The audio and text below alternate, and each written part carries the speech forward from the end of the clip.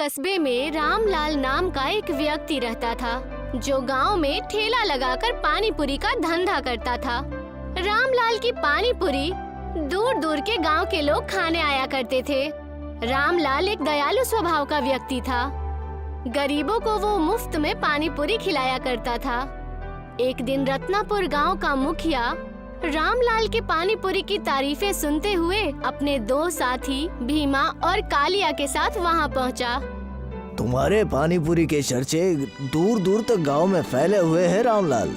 मैं अपने आप को यहाँ आने से रोक नहीं पाया। ये मेरे दोनों साथी भीमा और कालिया है।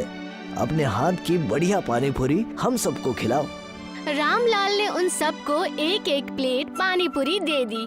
पानी पूरी खाकर मुखिया खुश होते हुए बोला, तेरे हाथ में तो जादू है रामलाल। पानी पूरी खाकर मजा आ गया। सही कहा मुखिया जी। कई गांव में मैंने पानी पूरी खाई है, लेकिन ऐसी पानी पूरी का स्वाद कभी भी चखने को नहीं मिला। रामलाल, तुम हमारे गांव में ठेला क्यों नहीं लगाते? कालिया सही कह रहा है रामलाल।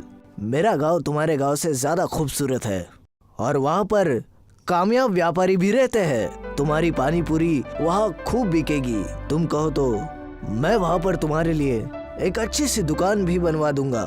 नहीं मुखिया जी, मैं अपना गांव छोड़कर कहीं नहीं जाऊंगा। मेरे गांव में भले ही आपके गांव जैसे मालामाल व्यक्ति नहीं रहते हो, लेकिन मुझे अपने ही गांव में शांति मिलती है। आपको शायद नहीं पता मुखिया जी कि ये रामलाल एक नंबर का बेवकूफ इंसान है, मूर्ख इंसान है। आधे से ज्यादा तो पानी पूरी ये अपने गांव के लोगों को मुफ्त में खिला देता है।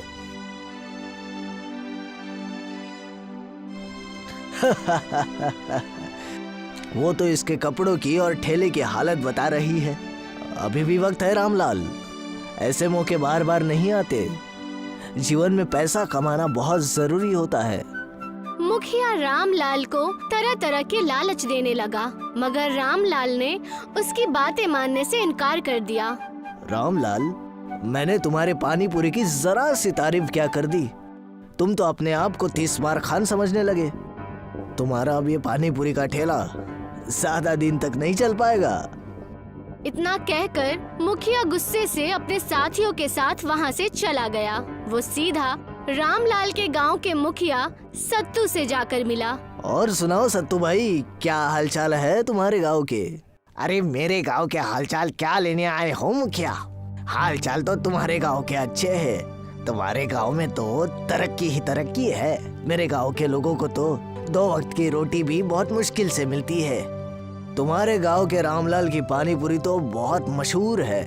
दूर दूर से गांव के लोग सिर्फ और सिर्फ रामलाल की पानी पूरी खाने को ही आते हैं। इसमें तो कोई शक की बात नहीं है मुखिया जी। उस बेचारे का पानी पूरी का ठेला अच्छा चलता है। यही तो मैं बात तुम्हें समझाने आया हूँ सत्तू। मेरी बात गौर से सुनो।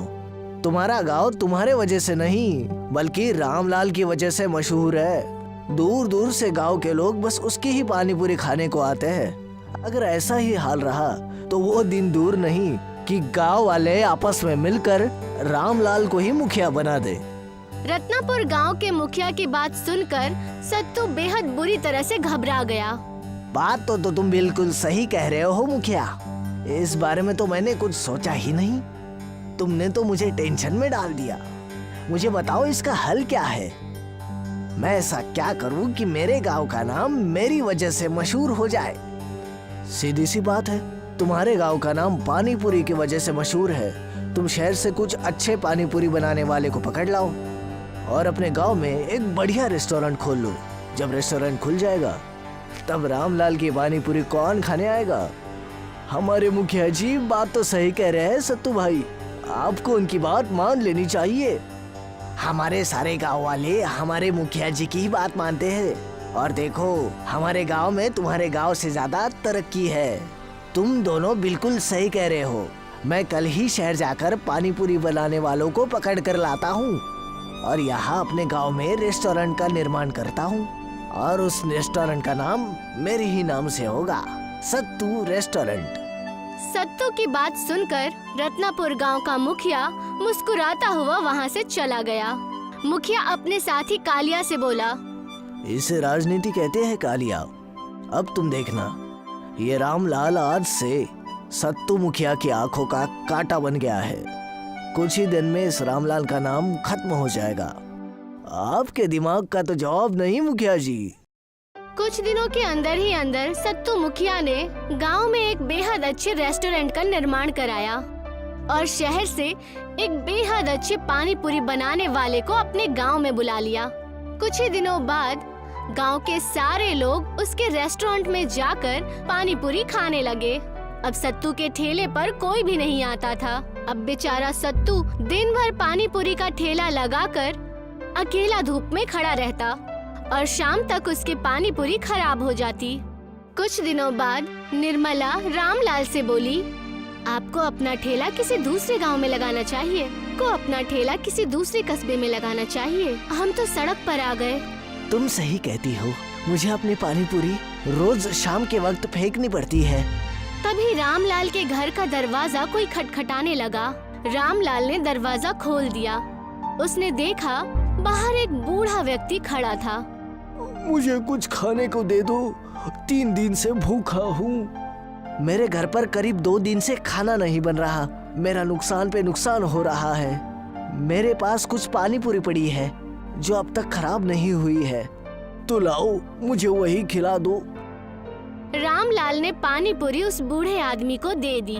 देखते ही देखते वो बूढ़ा व्यक्ति रामलाल की सारी पानी पूरी खा गया और उसने एक पोटली रामलाल को पकड़ा दी। ये क्या है? रेत है जो तुम्हारी किस्मत ही बदल देगी। रेत मेरी किस्मत कैसे बदल सकती है? ये जादुई रेत है। तुम कल से तंदूर में पानी पूरी बनाओगे। लेकिन वो कैसे? अपने कान यहाँ लेके आओ। बूढ़ा व्यक्ति सत्तू के कान में कुछ कहने लगा।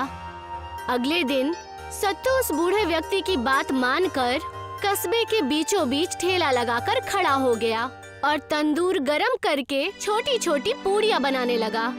उन पूड़ियों को गर्म करने के लिए उसने जैसे ही बालू तंदूर में डाली, देखते ही देखते बेहद सारी पूड़ियाँ अपने आप बनकर तैयार हो गई।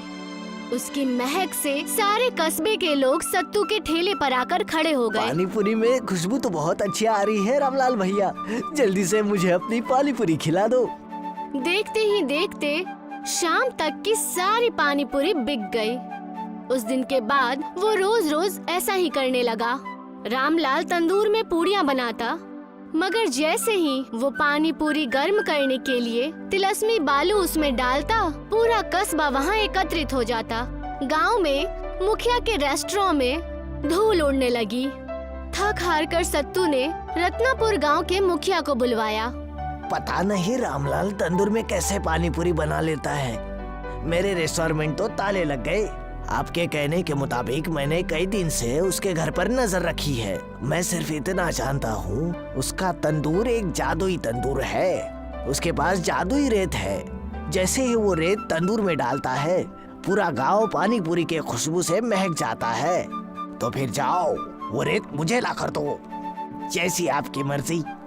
अगली रात भीमा और कालिया चुपके से उस बालू को चुरा ले आए। सत्तू भी बिल्कुल उसी तरह पानी पूरी बनाने की कोशिश करने लगा, लेकिन जैसे ही उसने वो बालू तंदूर में डाली, अचानक तंदूर फट गया और उसके कारीगर अचानक बेहोश होकर नीचे गिर गए। तभी एक सफेद रोशनी सी हुई। एक बूढ़ा व्यक्ति मुस्कुराता हुआ सत्तू के सामने आकर बोला, मैं एक जादूगर हूँ। मैंने ही ये रेत रामलाल को दी थी।